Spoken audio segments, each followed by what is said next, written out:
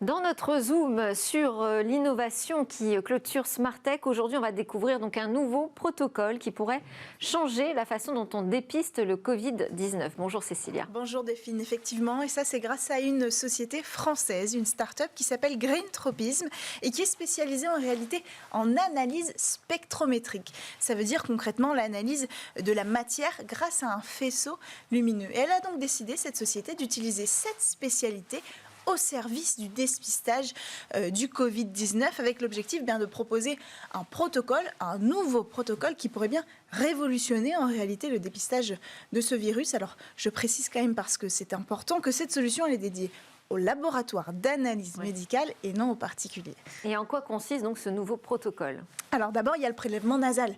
On le connaît comme pour le test antigénique ou le test PCR, un coton-tige dans le nez et on récupère un petit échantillon. Ça ne change pas, malheureusement, effectivement, parce que ce n'est pas extrêmement agréable. Bon.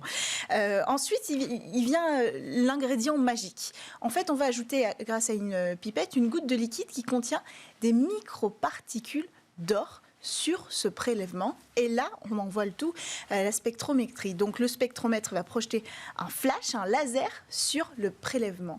Et là, les microparticules d'or vont agir comme des milliers de micro-miroirs, en fait, sur l'échantillon grâce au flash laser.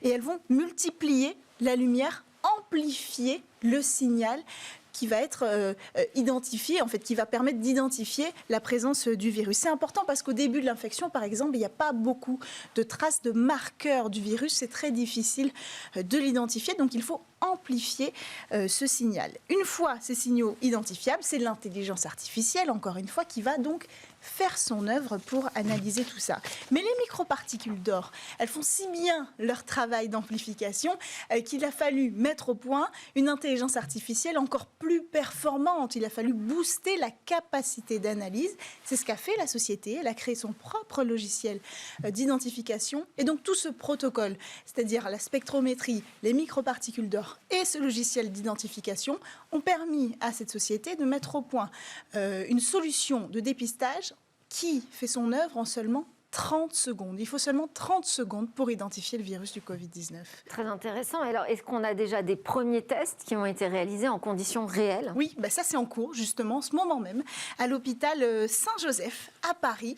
Ils sont en train de réaliser ces premiers tests grandeur nature. L'objectif, désormais, c'est de passer à la mise au point d'un kit commercialisable pour ces laboratoires d'analyse. La date fixée, c'est pour le semestre 2022, le second semestre 2022 précisément, après bien sûr l'approbation des autorités sanitaires européennes.